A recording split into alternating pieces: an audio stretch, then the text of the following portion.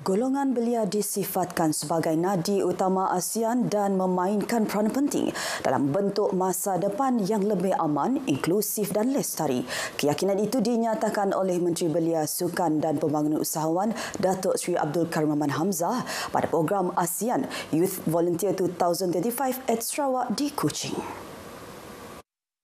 This ASEAN Youth Volunteer Program 2025 is not merely an initiative, it is a catalyst, a signal that ASEAN transformation will be forged, not behind closed doors, but through the hands, the heart, as well as the hope of its youth. Beliau turut menegaskan komitmen Sarawak dalam memperkasa golongan belia serantau bertepatan peranan Malaysia sebagai pengerusi ASEAN tahun ini. Program kali ini menyaksikan penyertaan 39 belia dari negara-negara anggota ASEAN termasuk 14 anak Sarawak yang terlibat dalam pelbagai aktiviti khidmat komuniti, pertukaran budaya serta projek pembangunan sosial di Kuching. Turut hadir pada program berkenaan Timbalan Menteri Belia dan Sukan Adam Adli.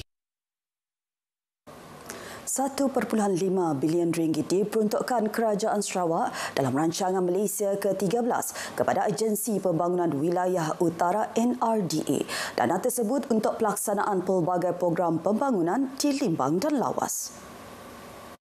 Timbalan Menteri Industri Makanan, Komoditi dan Pembangunan Wilayah, Dato' Dr. Abdul Rahman Ismail berkata, ia merangkumi projek infrastruktur asas, menambah baik infrastruktur pendidikan serta memperkasa sektor pelancongan dan sukan. Pada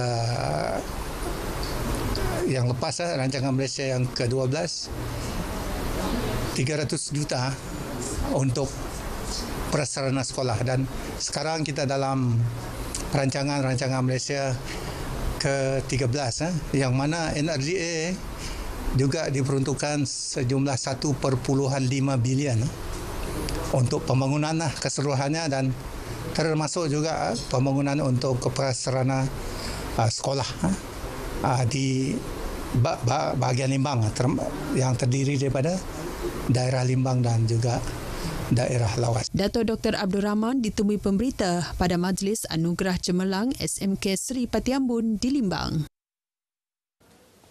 Ekosistem pelaburan yang kondusif dan kompetitif menjadikan Sarawak antara destinasi tumpuan para pelabur. Ahli Dewan Undangan Wikota Sentosa Wilfred Yap Yausin berkata, selain memperoleh pelaburan baru, pelaburan semula juga meningkat. Jelas Wilfred, ini menunjukkan keyakinan pelabur terhadap kestabilan negeri ini dan dasar pro perniagaannya. Wilfred berkata dari 2020 hingga 2024, Sarawak memperoleh 116 bilion ringgit pelaburan yang diluluskan dengan 60% adalah pelaburan langsung asing FDI. Tahun 2023 sahaja, Sarawak berjaya menarik pelaburan baharu bernilai 22.8 bilion ringgit dalam sektor teknologi hijau, perkilangan dan industri berteknologi tinggi dengan lebih 9.3 bilion ringgit. Projek itu kini giat dilaksana. Sarawak turut menawarkan harga tanah perindustrian yang kompetitif selain tarif elektrik yang lebih rendah berbanding wilayah lain. Peranan yang dimainkan Invest Sarawak serta koordinasi antara agensi juga banyak membantu memudahkan proses permohonan oleh pelabur. Wilfred berkata demikian sebagai menjawab dakwaan daripada seorang wakil rakyat pembangkang yang mengatakan Sarawak tidak bersedia menerima pelabur. Yang di-Pertuan Negeri, Tuan Hisri Dr. Wan Junaidi, Tuanku Jaafar serta isteri Puan Datuk Patinggi Fauziah Muhammad Sanusi semalam mengadakan lawatan ke Pusat Biodiversiti Sarawak SBC. Lawatan itu bagi meninjau perkembangan penyelidikan serta pemeliharaan warisan biodiversiti negeri ini.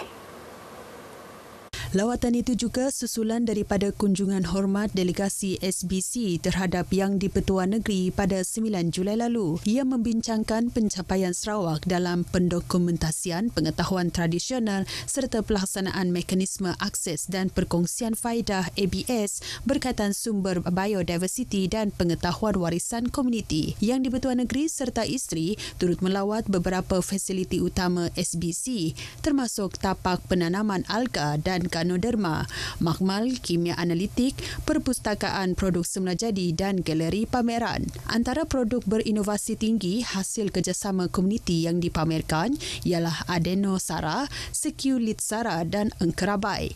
Yang di-Pertuan Negeri turut menerima taklimat khas mengenai tanaman ubatan dan bernilai tinggi oleh Ketua Pegawai Eksekutif SBC Dato' Dr. Yo Tiong Chi serta Ketua Penyelidikan dan Pembangunan Margarita Naming. Bandaraya Miri hujung minggu ini tadi dimeriahkan dengan Miss Shofia Happy Hour kempen di bawah Jalan Mega Malaysia. Penganjuran kali ini di Miri bertujuan menarik pelancong dari negara jiran Brunei Darussalam dan meletakkan Bandaraya Miri sebagai destinasi membeli belah. Pengarah Tourism Malaysia Sarawak Rubiatul Adwi Ahmad Yusof berkata selain berpeluang menikmati promosi hebat, pengunjung turut dipersembahkan dengan budaya tempatan. Katanya Miri dipilih bagi penganjuran program itu disebabkan kedudukannya strategik berdekatan dengan sempadan Malaysia Brunei sekaligus menggalakkan rakyat negara jiran untuk datang berbelanja. Jadi untuk yang sekarang ni, bulan Jun Julai ni kita ada Malaysia Mega Sale dan kita adakan program ini Miss Shofia Happy Hour so that kita nak galakkan lebih ramai orang berbelanja di Malaysia, terutamanya pelancong daripada Brunei lah dan juga rakyat tempatan untuk kita menjana ekonomi setempat. Program tersebut akan diadakan sekali lagi di Miri pada 25 hingga 27 Julai ini. Rubiah turut mendedahkan sektor pelancongan negara merekodkan 13.4 juta pelawat bagi tempoh Januari hingga April 2025. Jumlah tersebut meningkat 21% berbanding tempoh sama tahun lepas. Ia menunjukkan perkembangan positif ke arah sasaran 43 juta pelawat dan pendapatan RM283.8 bilion tahun ini. Sementara itu, International Bike Week edisi ke-12 bakal berlangsung di Bandaraya Miri bermula 29 Ogos hingga 1 September depan. Program itu menyasarkan kira-kira 1,000 penyertaan dari Brunei, Filipina, Indonesia, Singapura dan Malaysia.